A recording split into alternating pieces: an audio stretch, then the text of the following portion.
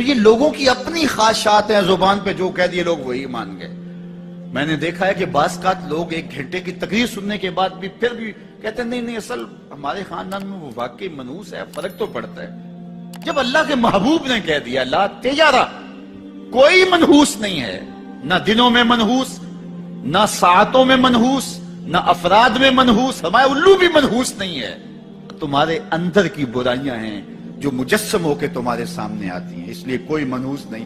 ہمارے والدین نے بچپن میں ہی ہمیں یہ باتیں اچھی طرح سے ازبر کروائیں اور ہماری تربیت اس طرح کی کہ ہم الحمدللہ کبھی بھی ذوف الاعتقادی کا شکار نہیں ہوئے۔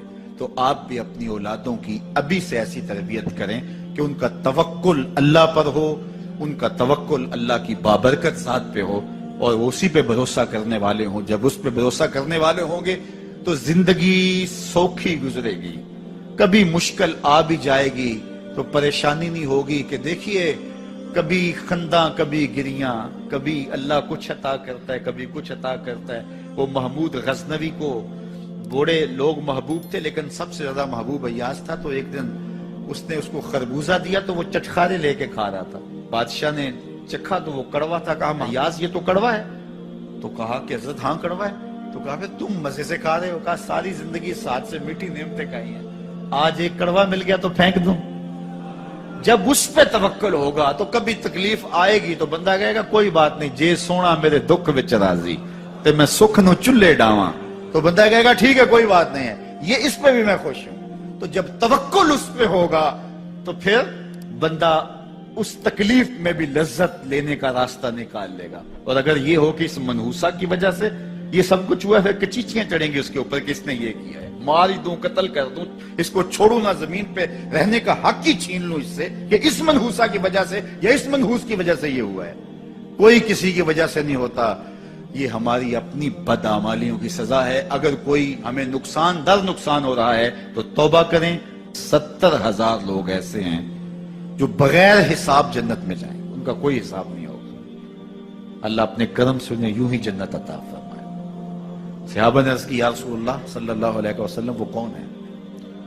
تو آقا کریم نے شرف میں کانو لا یکتوون، یہ وہ لوگ ہیں جو اپنے جسم پہ داغ نہیں لگاتے، مخصوص نشان جسم پہ لگا لیتے ہیں، یہ فلاں بزرگ کی نشانی ہے، یہ فلاں جو ہے وہ شہید کی نشانی ہے۔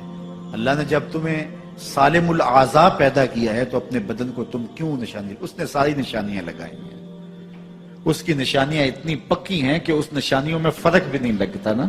یہ تمہارے انگوٹھے کی نشانی ہے، 6 ارب انسانوں کو لے آؤ نشان انگوٹھا لے آؤ، کسی ایک کا بھی نہیں ملے گا۔ یہ نشانی تمہارے رب نے لگائی۔ جیسی صورت تمہاری ہے ایسی صورت کسی اور کی نہیں بنائی، تمہیں منفرد بنایا اس میں۔ پوری کائنات میں سارے لوگ تمہارے جیسے ہیں لیکن تم پھر بھی الگ دکھائی دیتے ہو۔ سب کی 2 آنکھیں، سب کا ناک، سب کے ہونٹ، سب کا رنگ ملتا جلتا، لیکن سب کی شکلیں الگ ہیں۔ یہ زید ہے، یہ بکر ہے، یہ عمر ہے، یہ آس ہے، یہ فلاں ہے۔ دوسرے وہ ولا یسترقون، اور وہ رقیہ نہیں کرتے، یہ چھو منتر جادو ٹونا ہر وقت عاملوں کے پاس بھاگے پھرتے ہیں، اور وہ انہیں جو ہے وہ غلط سلط ٹوٹ کے ٹونے بتاتے ہیں اور وہ کرتے رہتے ہیں۔ عجیب لوگوں کے نفسیات ہوتے ہیں، صبح سے لے کر شام تک اسی چکر میں رہتے ہیں اور پھر ساری زندگی ان توہمات سے نکل ہی نہیں پاتے۔ اللہ نے تمہیں پیسے دیے ہیں، نئی گاڑی تم نے خریدی ہے، چھوٹے بچے کا جوتا کیوں باندھ دیا آگے تم؟ جوتا باندھنے سے اگر یہ ایکسیڈنٹ سے حادثے سے گاڑی بچ سکتی ہوتی ہے تو پھر پاکستان کے جتنے PIA کے جہاز ہیں سب پر باندھ دینا چاہیے، سب پہ جوتے لٹکے ہوئے ہوں۔ عجیب تم نے فلسفہ تراشا، کسی نے جو ہے وہ کالی رنگ کی پٹی باندھ دی نیچے، اس سے اس کو نظر نہیں لگے گی۔ گھوڑے کے پاؤں کے نیچے جو کھری لگی ہوئی ہوتی ہے کچھ لوگوں نے اپنے گھروں میں وہ باندھی ہوئی ہوتی ہے کہ اس سے ہمارے گھر کے اندر کوئی مصیبت نہیں آئے گی، کوئی تکلیف نہیں آئے گی۔ کسی نے ہنڈیا اپنے گھر کے اوپر الٹی رکھی ہوئی ہوتی ہے، یہ ہنڈیا بچا لے گی، اور میاں ہنڈیا کیا بچائے گی تجھے؟ اللہ کے قہر سے کچھ نہیں بچا سکتا۔ جب تمہارے اوپر کوئی مصیبت نازل ہونی ہے تو کچھ نہیں بچا سکتا۔ اگر بچنا چاہتے ہو تو پھر اللہ سے استغفار کرو، اللہ تعالیٰ کی تسبیح کرو، اللہ کی تحلیل کرو، میرے حضور پہ درود پڑھو، پھر دیکھنا کہ مصیبتیں ٹلتی ہیں یا نہیں ٹلتی۔ تو یہ خام خواہ کے رکیے، اور یہ عامل لوگ جو ہیں ان کا تو کام ہی یہی ہے. ان کا کام چلتا ہے لوگ ذوف الاعتقادی میں مبتلا رہے اور یہ کہہ دیتے ہیں کہ آپ کے خاندان میں ایک منحوس عورت ہے، یہ اس کا کیا ہوا ہے، تو کوئی نہ کوئی منحوس تو پہلے ہی انہوں نے طے کر رکھی ہوتی ہے، فوراً ذہن وہاں جا کلک ہو جاتا ہے. اس کا نون سے نام شروع ہوتا ہے، اس کا کاف سے نام شروع ہوتا ہے، اس کا جیم سے نام شروع ہوتا ہے، تو پورے خاندان میں کسی کا نام کاف، نون یا جیم سے تو شروع ہوتا ہی ہوگا، یا دوستوں میں، تو فوراً ذہن جو ہے ادھر منتقل ہو گیا. اب یہ بابا جی نے بتا دیا ہے، ہاں اس نے یہ بات کی تھی، کچھ باتیں یاد آنے لگی، اس کاف سے شروع ہونے والے نام کے ساتھ نفرت پیدا ہو گئی. اس بابے نے نفرت کا کاروبار کیا ہے. اس نے تو 100 روپے 200 روپے لے لیے، لیکن 2 انسانوں کے اندر نفرت ڈال دی. اس کا گریبان کل قیامت کے دن پکڑا جائے گا. ان ملنگوں کے پاس، ان ذوف الاعتقادی کو پھیلانے والوں کے پاس کبھی نہ جاؤ. تمہیں مصیبت پڑی ہے، تمہیں لگ رہا ہے کہ شاید میرے اوپر جادو ہے، تو پڑھو نا سورہ بقرہ. جادو جڑ سے اکھڑ جائے گا. 40 دن اپنے گھر میں سورہ بقرہ پڑھو، برکت ہوگی. کہتے ہیں مولوی صاحب 40 دن تو نہیں پڑھی جا سکتی، 2.5 پارے، ہمیں کوئی تعویذ ہی کر دے. ہم شارٹ کٹ چاہتے ہیں نا، روزانہ صبح 2.5 پارے سورہ بقرہ پڑھے، یہ تو ہم سے نہیں پڑھی جائے گی. تو آپ کوئی تعویذ ہی لکھ دیں. کاروبار میں برکت نہیں، میں کہتا ہوں پڑھو نا سورہ واقعہ، 3 رکوع ہیں، برکت ہوگی. ہم کہتے ہیں ہمیں تعویذ ملنا چاہیے، بس وہ ہم گلے میں رکھ لیں، بٹوے میں رکھ لیں، پرس میں رکھ لیں، اور ہمارا کام ہو جائے، ہمیں کچھ بھی نہ پڑھنا پڑے، ہمیں وضو تک نہ کرنا پڑے، نماز نہ پڑھنی پڑے، اور برکت ہو جائے. ایسے برکت تو نہیں آتی. بیٹے کی شادی کی، بہو گھر لائے، ابھی 2 دن نہیں گزرے تھے، کاروبار میں نقصان ہو گیا، یا گھر کا کوئی فرد فوت ہو گیا، یا کوئی جانور مر گیا، تو کہا کہ یہ منحوسہ آئی ہے تو ہمارا یہ نقصان ہو گیا. اگر وہ نہ آئی ہوتی تو پھر یہ نقصان نہ ہوتا، پھر تم قیامت تک جینا تھا. یا اس سے قبل تمہارے کبھی نقصان نہیں ہوئے. تمہارے گھر کے اندر بیٹیاں موجود ہیں، یہ بھی کل کسی کی بہو بنیں گے، اور ان کا بھی کوئی نقصان ہو سکتا ہے، اور یہ بھی منحوسہ قرار دی جا سکتی ہے. پھر تانو تشنی کے تیر جو ہے وہ اس کے اوپر لگائے جانے لگے. کتنی زیادتی ہے، کتنا ظلم ہے. کسی کا دل توڑنا، کسی کا دل دکھانا، کسی کو منحوس قرار دے دینا. از خود تمہارے پاس کیا سند ہے؟ تمہیں الہام ہوا ہے؟ کیا حجت ہے، کیا دلیل ہے تمہارے پاس کہ کسی کو تم نے منحوس قرار دے دیا؟ کتنا مکار ہے انسان. اپنی بدعمالیوں کو، اپنی نیت کے کھوٹ کو، اپنی نیت کی کوتاہیوں کو، اپنی سستیوں کو، اپنے عمل کی کمیوں کو دوسرے کے اوپر مڑ دیتا ہے. کاروبار تو نے صحیح نہیں کیا، نقصان ہو گیا. صبح 12 بجے اٹھ کے تو گھر سے جا رہا ہے اور نقصان ہو گیا. تو نے 2 نمبر مال بیچا، آج پکڑا گیا اور نقصان ہو گیا.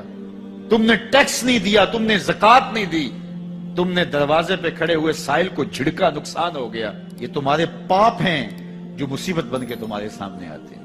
یہ تمہاری بے تدبیریاں ہیں، تمہاری ناحکمتیاں ہیں، یہ تمہاری بے احتیاطیاں ہیں، یہ تمہارا تکبر ہے، یہ تمہارا غرور ہے، یہ تمہارا عجب ہے، یہ تمہاری ریاکاری ہے، یہ تمہاری خیانت ہے، یہ تمہاری دھوکہ بازی ہے، یہ تمہارے قلب کے اندر چھپی ہوئی نفرت ہے جو آج تمہیں مصیبت بن کے جس کا سامنا کرنا پڑ رہا ہے. یہ تمہارے اندر کے عیب ہیں جو مجسم ہو کے تمہارے سامنے آئے. اللہ تعالیٰ نے قرآن مجید میں ارشاد فرمایا وَمَا أَصَابَكُم مِّن مُّصِيبَةٍ فَبِمَا كَسَبَتْ أَيْدِيكُمْ. جو تمہارے اوپر مصیبت آتی ہے وہ تمہاری اپنی کرتوتوں کی وجہ سے آتی ہے. بیماری آئی تمہارے پرہیز نہ کرنے کی وجہ سے آئی. بیماری آئی تمہارا زیادہ کھا لینے کی وجہ سے آئی. بیماری آئی تمہارا نامناسب غذا لینے کی وجہ سے آئی. بیماری آئی وقت پہ سوئے نہیں، وقت پہ اٹھے نہیں، تم نے کسی سے زیادتی کی. بیماری تمہاری بدعمالیوں کی سزا ہے. مصیبت کا آنا، تکلیف کا آنا تمہاری بدعمالیوں کی سزا ہے. اور منحوسہ یہ خاندان کی خاتون ہے. تو یہ دوسرے کے اوپر مڑ کے اپنی کوتاہی، اپنی غلطی دوسرے کے اوپر لگا دی اور اس کو منحوس قرار دے دیا. اگر کسی کا کام تمہیں دیکھ کر کے اچھا نہ ہو تو پھر تم بھی منحوس قرار پائے نا. اگر آج تم کسی کی بہن کو، کسی کی بیٹی کو منحوس قرار دیا ہے اور خاندان کے اندر اس کو منحوس مشہور کر دیا ہے، تو اگر کوئی یہ مشق تمہاری ماں پہ کرے تمہاری بہن کو منحوس قرار دے دے، تمہاری بیٹی کو منحوس قرار دے دے، تو تمہارے دل پہ کیا گزرے گا؟ یہ کتنا ظلم ہے، کتنی بڑی زیادتی ہے کہ آج خود کسی کو منحوس قرار دے دیا۔ کوئی منحوس نہیں ہے، کوئی لمحہ منحوس نہیں ہے، کوئی شخص منحوس نہیں ہے، کوئی وقت منحوس نہیں ہے، کوئی گھڑی منحوس نہیں ہے۔ مصیبت کا آنا، تکلیف کا آنا تمہاری بدعمالیوں کی سزا ہے۔ لیکن قرآن نے کیا خوب بات فرمائی، وَيَعْفُو عَنْ كَثِيرٍ، ابھی تو بہت ساری باتیں ہم معاف ہی کر دیتے ہیں۔ تم نے کوئی گناہ کیا، پھر تمہارے ہاتھ اٹھ گئے، ہم نے معاف کر دیا۔ تم نے کوئی گناہ کیا، تم نے صدقہ کیا، ہم نے معاف کر دیا۔ تم نے کوئی گناہ کیا، تم نے سجدہ کیا، ہم نے معاف کر دیا۔ تم نے گناہ کیا، تم نے وضو کیا، ہم نے سارے گناہ جھاڑ دیے۔ تو کچھ اعمال ایسے ہیں کہ جن کی سزا بھگتنی پڑتی ہے، لازم، لیکن زیادہ عمل ایسے ہیں اللہ فرماتا ہے ہم زیادہ یوں ہی معاف کر دیتے ہیں۔ اور اگر ہم سارے معاف نہ کریں تم چل ہی نہ سکو، زندگی تمہاری گزرے ہی نہ، اتنی مصیبتیں تمہارے اوپر ٹوٹ پڑے، لیکن تم وہ منحوسہ کو قرار دے کے اپنے اوپر سے ٹال رہے ہو، فلاں منحوسہ اس لیے سب کچھ ہو رہا ہے۔